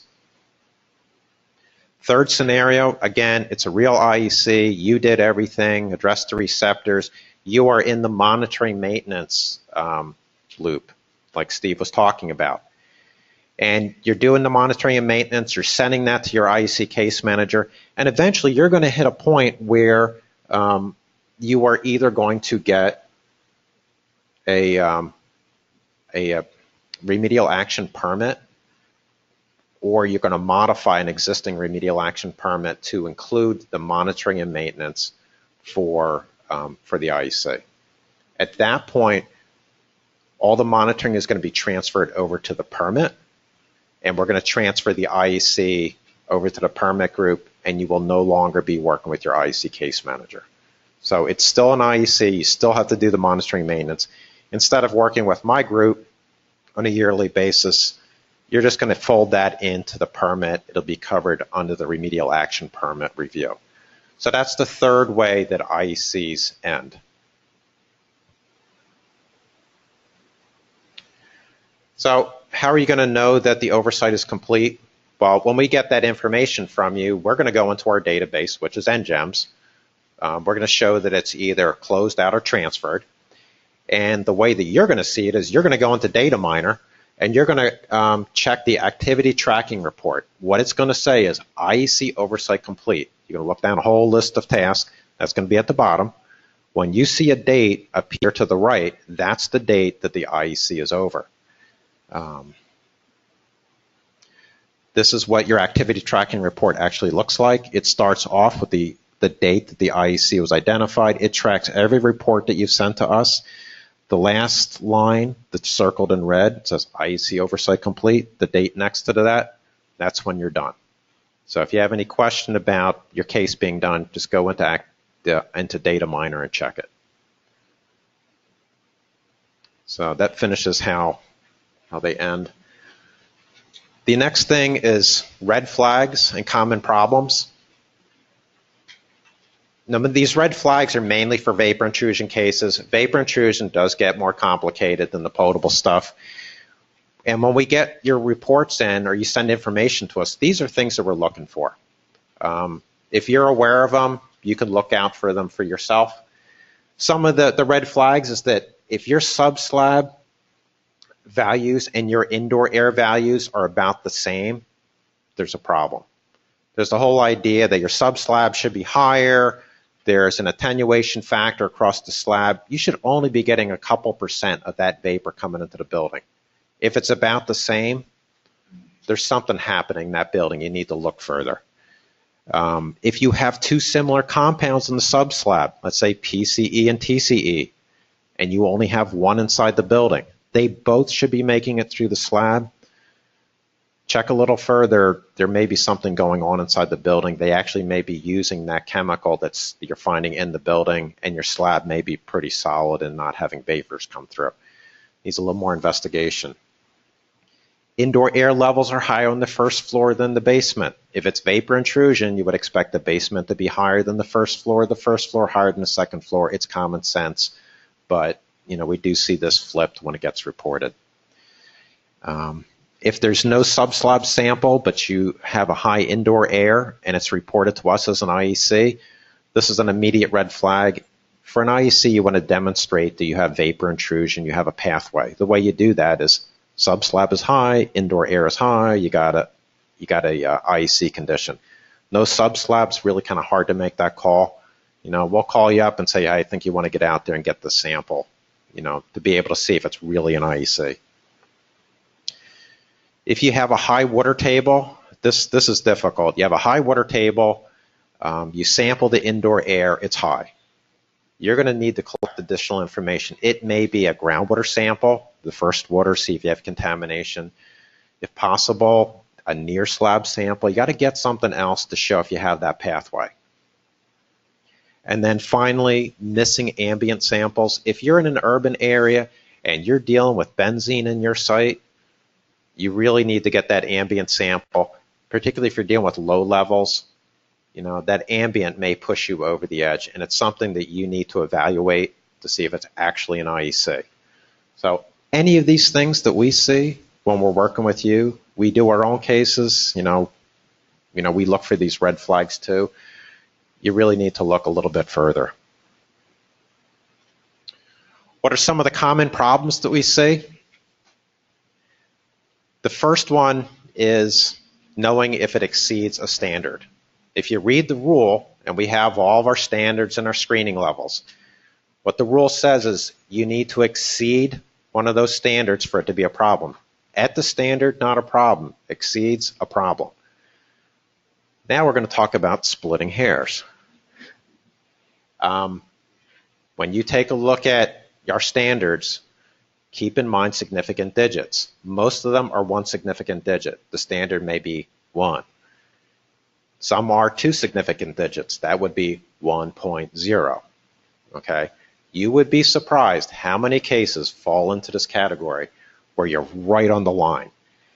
If you're right on the line, go back to 8th grade math and try to remember about significant digits, because it could save you a lot of aggravation. If the standard is 1, your lab result is 1.5, it would round up to 2. 2 exceeds the standard because your standard's 1. If the standard again is 1, your lab result is 1.4, it's going to round down to 1 and you're off the hook. It doesn't exceed. It's at the standard, but it doesn't exceed. Like I say, you would be surprised how many cases fall right on the line. Some other problems. We get calls, I got a contaminated irrigation wells at an IEC. Nope. Contaminated potable well is. Hopefully nobody's drinking from the irrigation well. Irrigation wells are not IECs if you find contamination in them. If you really feel you need to sample somebody's house for lead and you take it from their kitchen faucet, guess what? You will find it. Every case I've ever looked at, and we do isotope testing so we can track it right down to the joint where the lead is coming from the plumbing. It has been from plumbing. So if you're going to do it, be really careful how you take the sample, flush the pipes, and don't take it from next to the pressure tank. I guarantee you'll find lead. Not taking a sample in the heating season. If you read the VIT, it tells you got to take a sample in the heating season. It can be an order of magnitude difference between the summertime and the heating season. So if you go in the summertime and you got a detect, but it's below the standards, if it was an order of magnitude higher, you may exceed. I wasn't the biggest believer in this until I saw it myself. We were at a publicly funded site. It was somebody's home. They had some pretty bad contamination. It was a vapor intrusion case. We put an SSDS system in the home, and we were actually in their living room. We were taking the vacuum reading from the floor in the living room. We had our digital gauge connected to it. The system was running, and we're looking at it, and we're like, man, we're doing good. We're pulling more than 0.004 of an inch of water. Plenty of vacuum. This shouldn't be a problem. It's the winter time. And I hear click, and I hear the gas furnace come on. And we start watching the gauge, and it starts going up. And I was like, with that furnace on, we did not have enough of vacuum. The reason we know that, we went in with Suma canisters and we tested, yeah, it didn't work. So we had to go in, we put another point in the home, we put another extraction point, got better coverage, it worked. I am a believer in the whole thing about a heating season now. I actually saw it with my own eyes. It does make a difference. So if you do have detects, you can read, the VIT talks about this a little bit more detail. Go back in the heating season and sample. If you report an IEC and they're using the contaminant concern in the building, please don't report as an IEC. We have had cases where they found PCE in a dry cleaner above IEC levels. It's supposed to be there. So just make sure they're not using it in the building. And the last two are really administrative. If you want a time extension for regulatory timeframes, you need to get it in 30 days before. If you don't, I'm sorry, there's nothing we can do about it. Technically, you would be out of compliance. Continue working with your case manager. We're not going to send you off to enforcement, but if you want to get the extension, get it in 30 days before. And the last thing, and I already covered this, is the whole source control report. If you've already done the work years before, save yourself some time. You can put it into the other report. If not, you really want to think about doing source control early. If it's due in a year, don't think about it in the 11th month. It's really something to you should be thinking about early on in the whole IEC process. And the last thing is chloroform and IECs. I get calls, I found chloroform and it's in a daycare center and a deli, and yeah, I got it in the sub-slab and I got it in the indoor air. It's an IEC. Well, just hold on a second. The reason we've had this situation is, yeah, chloroform is on TO15. It is also one of our screening levels. Chloroform can form from the reaction of chlorine and organic matter. And yeah, you'll find it in the soil gas, you'll find it in indoor air. What kind of places do you find chloroform? Daycare centers, hopefully restaurants, maybe schools. Why are we finding it there? Well, we're finding it because they use bleach. And how do we know they use bleach? Because the health department tells them to use bleach. How much bleach to put in water to disinfect the daycare center and the restaurant. This is a good thing, so we don't all get sick. However, if you do that, yes, you will find chloroform in the indoor air. If they have a leaking water line from municipal system, which is chlorinated, you can get chloroform in the sub-slab. If their sewer line leaks and they're using bleach, yeah, you could get it from that. If the wash water they're disinfecting with goes down the crack in the slab, these are all reasons you can see it. However, our position is when you're talking about bleach, used for disinfecting, it's not a hazardous discharge. I mean, it's a cleaning product. Yes, it forms chloroform. In those situations, it's not an IEC. If your client has an industrial property and their process uses chloroform and they have a discharge, now you have an IEC. But a lot of the situations with chloroform, when I talk to you guys, it's not going to be an IEC. So I just wanted to clear that up. So that's the end of my talk for that. Does anybody have any questions? Many, many questions. Drew, you talk about the RAO. If we determine the IEC is not a on-site IEC, the IEC is not from the on-site source, and we have to call in for the second case.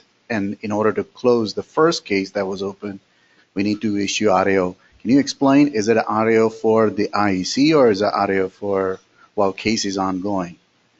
It's an RAOA for it's an area, so it's really for the off-site contamination that you find. That's what you're closing out is the off-site contamination not related to your client's site. But we still have to, within the RAO, we still have an on-site, another source that we are remediating, but it has nothing to do with the off-site sources. Yes. So we still have to continue. Yeah, you're not off the hook for your whole site. All you're doing is it's a specific RAO just for the off-site contamination. You still have your entire site to deal with. It just gets you off the hook for somebody else's contamination. So do we have additional notices for that, or there's just going to be some notices going to be issued? Because I heard this is the first time to issue RAO. So.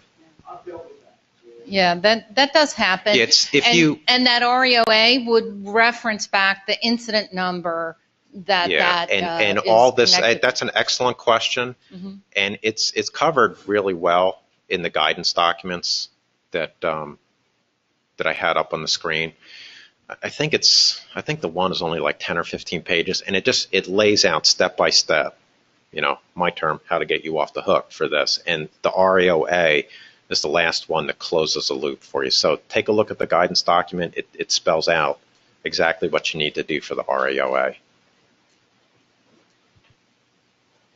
Yeah, Divan, for that's why they get you to call in that second number, because I've gone through it. The RAA that you have two numbers that you called in. The first one when you identified the IEC, and that's associated with your client site. That's the first number. That will always be with your client site. Then when you realize it's off-site, you call in that second number. And then what you end up doing is you write the RAOA to close out that number for your client site. And within it, you reference that second number that there's an off-site source. And that second number is in that RAO insert about off-site sources. So that's how you close that first number that you called in that really isn't your client's number. Wait a minute.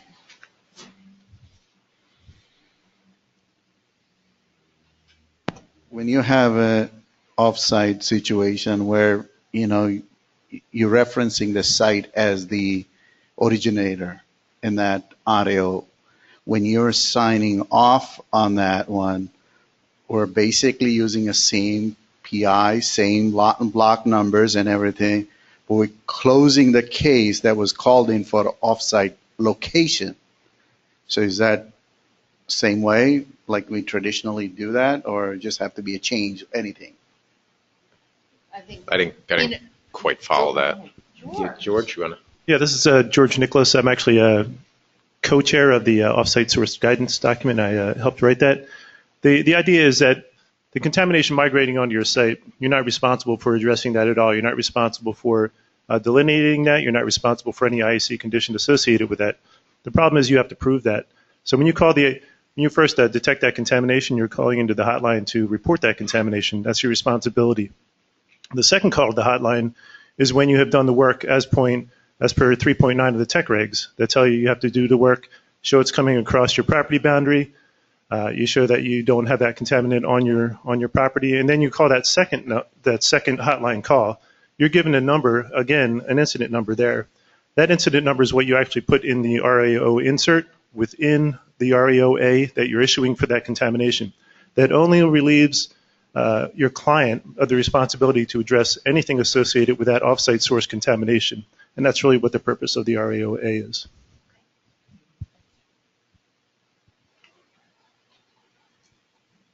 Let's see, how do we know the number of significant figures used for the VI rapid action level for say benzene? Benzene is 30 for residential and 200 for non-residential. Is that one significant figure? How about other compounds? Okay. just use an example. If it's 30 and you have 30.6, you would round it up to, okay, class? 31. Yay! If it's 200 and you have 200.6, you would round it up to 201. That's the whole thought process behind it. Okay. What if you have off-site contamination that is from another site that has its own case? Do you have to call a hotline and issue the RAOA since the other party is addressing? It's a brand new. I mean, If the other party is addressing an IEC and you went in there and resampled it and found out that it was an IEC, I don't know why you did that, but you didn't find a new IEC. If you went off-site, you sampled somebody's home and you found an IEC, and you can prove that it's not coming from your client's site.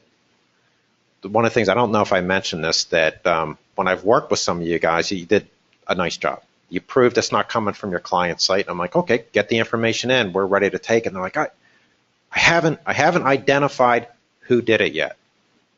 That's not your job. All you need to do is show it's not coming from your client's site. You don't have to identify who did it. Sort of in this situation, if you think it's coming from your neighbor, I mean, you're sure it's coming from your neighbor, that's nice. You want to tell us, that's good. But all you got to do is show us it's not coming from your client's site. You don't have to finger the source of the contamination. So, yeah. all right. Well, I think we should move along. It's already 5:30. We still have some more work to do here. I think there's one more quiz. Oh, we're at the case studies. These are very exciting. Exactly. Okay, we're going to do 2 case studies for you. They're real cases that we worked on with LSRPs. And when we go through them, we just kind of want to show you the whole thought process for troubleshooting and solving the problems. I think these are 2 really interesting cases, and I hope you find them interesting too. And I'm going to turn the first one over to Steve. Thanks, Drew. Okay, we're going to transition into the real world here. Very exciting. Is it vapor intrusion or not? Is that one of our questions here? We're going to find out.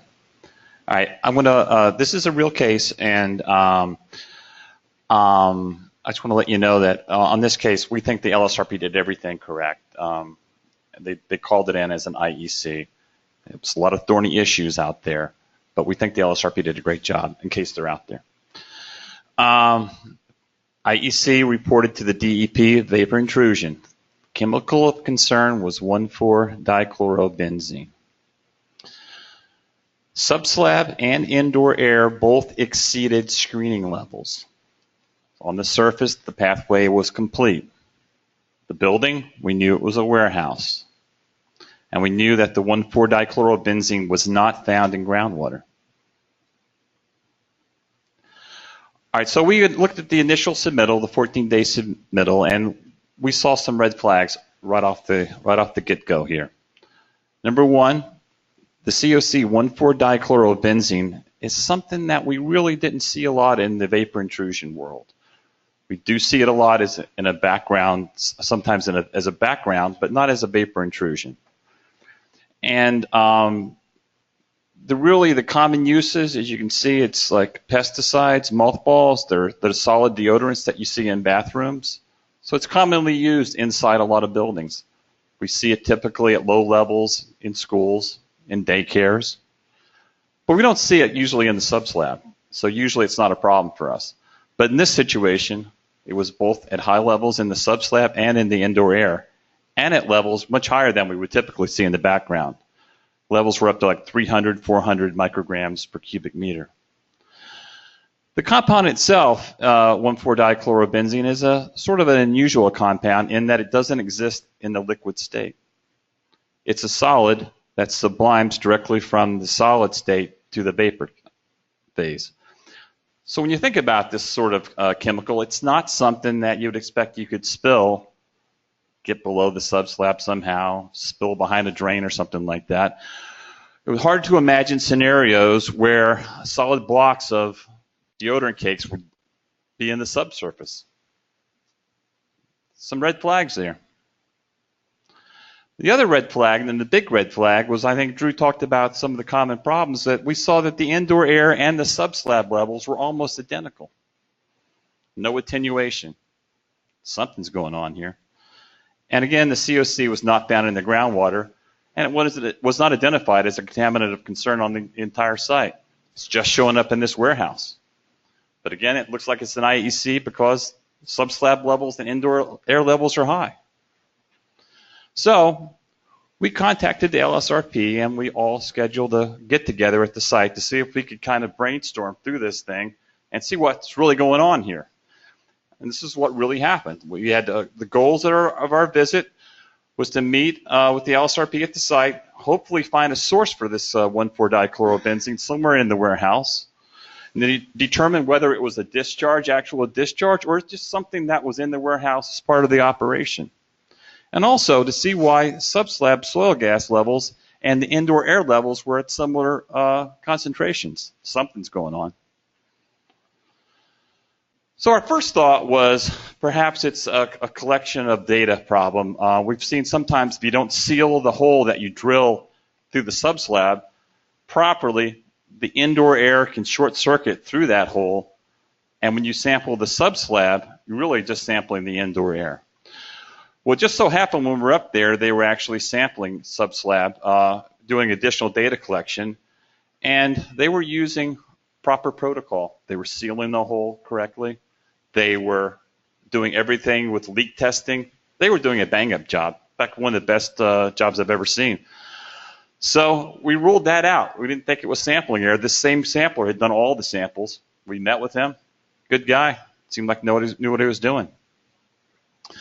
Then we looked for any source of the COC. What this warehouse handled was shrink wrap materials on pallets. You could see through the shrink wrap. We talked to the warehouse manager, who was also part of our site visit. He says these pallets come directly off ships from China.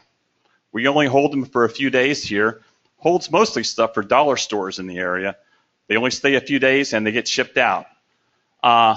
We looked at everything in these shrink wrap. You could actually see through the shrink wrap.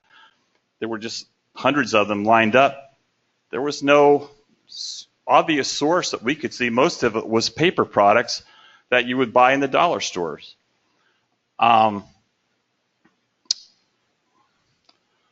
So we also looked at in the bathrooms to see maybe they were storing them in the bathrooms. Again, nothing was in the bathrooms. So we looked and we could not find any use for 1,4-dichlorobenzene in either operation of the warehouse or stored in the warehouse. But we talked with the LSRP and we talked to the building manager. The way the data was distributed in the warehouse, everything was about the same, 200, 300, nothing was really kind of a hot spot in the warehouse. We came up with a working theory that it may have been used for pest control during shipping from China. Paper products, mice like to use it for nesting material. Wouldn't be implausible that it's somehow related to the shipping and storage and of these shrink wrap packages. But we were never able to ever see a smoking gun here. But we looked at this as part of like a line of evidence. That was like at least an explanation on how this could occur. So we agreed that most likely the source, since it was not an obvious source anywhere else, was this. Somehow these packages were coming in from China and they were off-gassing within the warehouse. And then probably the more important issue that we were looking at that day was why were the sub-slab soil gas levels and the indoor air levels similar? We kind of had a working theory that somehow these pallets are like off-gassing this stuff in the warehouse. But how is it getting into the soil gas? So we looked at the building construction.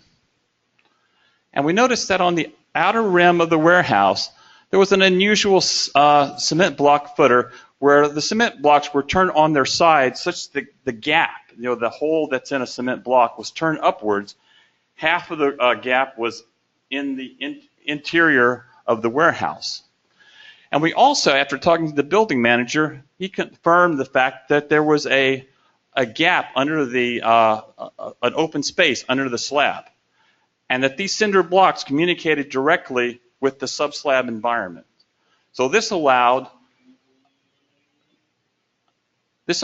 full equalization of the air between the indoor air through those upturned cement blocks into a space that was underneath the warehouse. And this we determined, along with the LSRP, who was on board with this completely here, that this is the reason that the indoor air levels and the sub-slab levels were similar. So we discussed the situation with the LSRP, and we reached a mutual conclusion that this was an inadvertently created IEC. We had him send in information to us via email, very simply, documenting all of these findings of our mutual visit, working with the LSRP, and the case manager turned this into an inadvertently created IEC. And after we determined on the multiple lines of evidence here, along all the things I talked about here, that this truly wasn't an IEC. It was really an odd case of background contamination. And that's where the case ended. And here with the second case study, another interesting one. We're going to give it back to Drew here.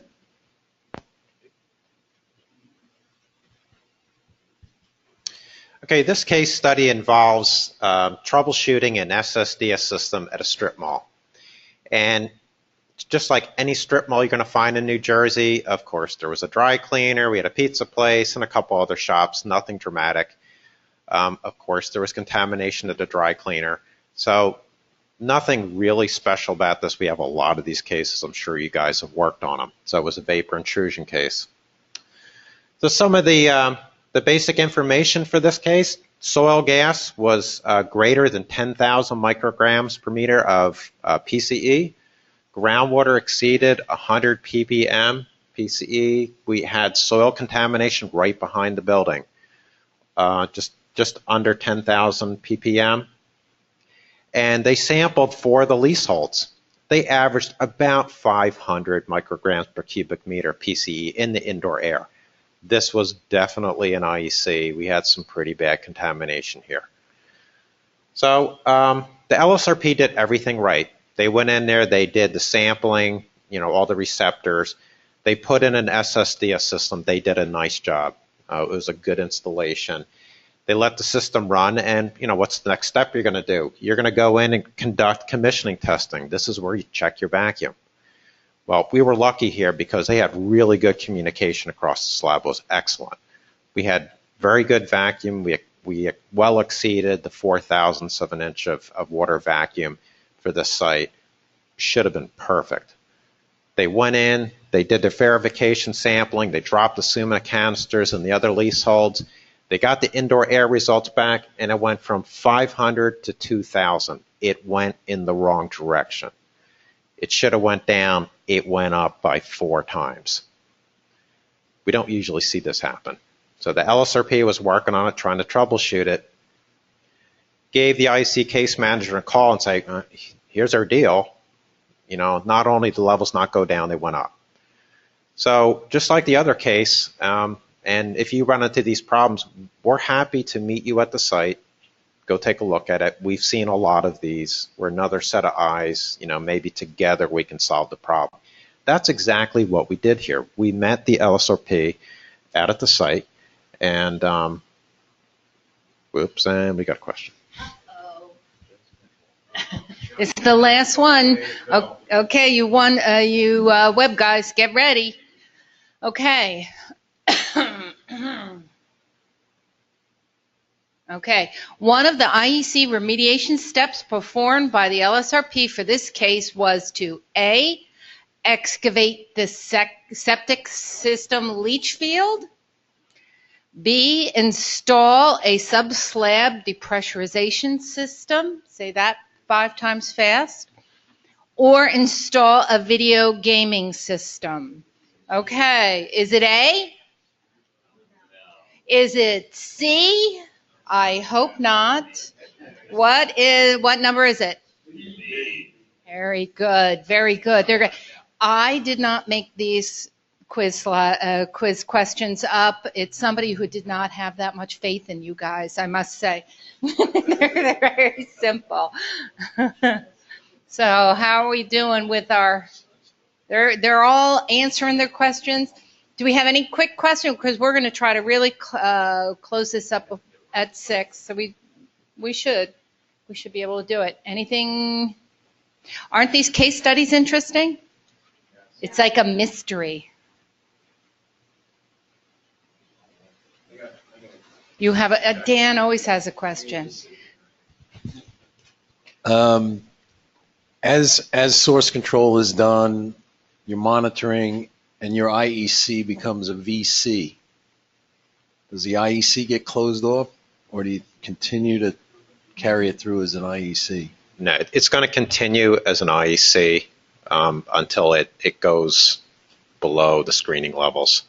So yeah, you're going to keep on doing the monitoring and maintenance until you're cleaned up. All right. I think that's it. Oh, look, here we are. Okay, so we met the LSRP out at the site, and we're driving up there, and we're like, okay, this one's not going to be real hard. Why? We have an active dry cleaner in a strip mall. Okay, even with that SSDS system, might you get some PCE inside the building? Yeah.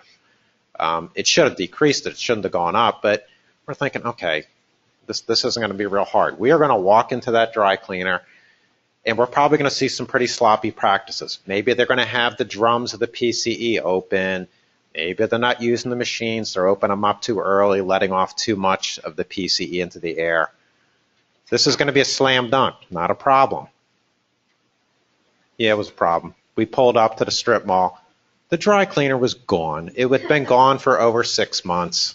It would have been really nice if they told us that, but that was our situation. Now, I know the next thing you're thinking is like, they left stuff in the dry cleaner, it's off-gassing. Yeah, that would be nice too. We went into the dry cleaner, there was nothing there. The counter was gone, the machines, no, there was not even any drums of PCE. I'm not joking when I say there was not even a coat hanger on the floor. Nothing there that would have been causing a problem. Okay, so we're like, what's the next thing that we should be looking at? Well, the LSRP suggested, well, it may be the sheetrock that's off-gassing the PCE. Okay, that's a possibility, but I don't think it's going to off-gas 4 times as much as when the dry cleaner was actually operating. So we said, okay, it probably didn't explain the increase. Okay, next thought. The SSDS system was turned off. This would not be the first time we go into a building and we go up to the SSDS system and it's not broken, it's just turned off. Why? Because the tenant or the landlord doesn't want to pay the electrical bill. That's why it's the first question of our checklist. Was it on? Because that's probably the biggest problem you're going to find. So we went and we checked. They actually had 3 different blowers that for this SSDS system. We went around. This was a nice installation. They had gauges on each one of the riser pipes. Went around to each riser pipe. They were pulling plenty of vacuum. We checked that there was no holes knocked in the PVC pipe. Nothing obviously wrong. Okay, so I kind of shot that idea since the SSDS system was working. Okay, what's the next thing? Okay, is anybody in the other leaseholds using PCE? Okay, it'd be a little weird. They're using 4 times as much as a dry cleaner, but we went and checked. Pizza place, card store, game store, typical strip mall stuff. Nobody's using PCE. So we ruled that one off. Okay, now we're starting to have a problem. Why are you getting 4 times as much PCE and the dry cleaner is completely gone and you have a system running? So we met with the LSRP and we also had the building manager there. We're like, okay, how is this building constructed? No surprise, they have a common attic space like all strip malls have. The only thing separating the stores from the attic is a drop ceiling. We went into the pizza place. They had one of the big ventilation fans like all restaurants have. They're blowing the hot air out the roof. Nothing unusual there. We went back into the dry cleaning space again. Okay, this is empty, but there was a room where they had the machines. And when they ripped everything out, they ripped everything out. They didn't even leave the lights. So we walk into this dark room. Everybody breaks out their cell phones, and we did have one mag light, thank God. We're looking around. There's nothing left in there. But we noticed there was some light coming in from the ceiling. Now, that's kind of weird. When we shined the light up, we saw this huge opening. It was 3 foot, 4 foot square in the ceiling. What we were looking at was a ventilation duct, and the building manager said, well, the way it was set up was they were venting all the dry cleaning machines to the roof, and it went through a duct like this. This isn't the actual site, but it looked very similar to this. So we started looking at the whole situation. And if it was a picture of the actual site, 5-10 feet away from that ductwork was our blowers for the SSDS system. Now remember, we had some pretty high levels of PCE. So we're probably discharging some pretty high levels of PCE into the air. It would not be a problem if that ductwork was still hooked up to the fan and the blower for the dry cleaning machines, but it's not. What we have now is a hole in the ceiling of the strip mall. Now remember, we got a pizza place that's blowing hot air out of the building. It's got to come into the building from someplace. We've got this nice big hole in the ceiling of the dry cleaner pulling in the air from the SSDS system. We had short circuiting. This is what we thought we did. So this is what we were down to. It kind of made sense. Now, you got to fix the problem. It wasn't a real hard problem to fix. They closed up the hole in the ceiling, so we weren't pulling the air in from the SSDS systems. They went back into the leaseholds and they sampled.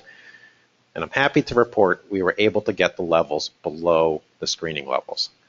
A case like this, when they give you all the answers, kind of seems obvious, but I got to tell you, when Steve and I were walking through this one, and the LSRP, they had been racking their brains on it. It wasn't obvious, but hopefully through these two cases that we showed you, it's just a methodical, classic troubleshooting process that we went through. And I thought they were both interesting, and I hope you got something out of these. That is the end of our talk. Do you have any questions about the case studies? Before you ask any questions, I'm going to remind you that we want your evaluation form, that you guys online as well are required to do them. Also, if you signed in and you want a certificate, you have to remember to sign out. And then we have a few minutes. We can answer some more questions for you. But I think they did an awesome job. I think we should give them a round of applause.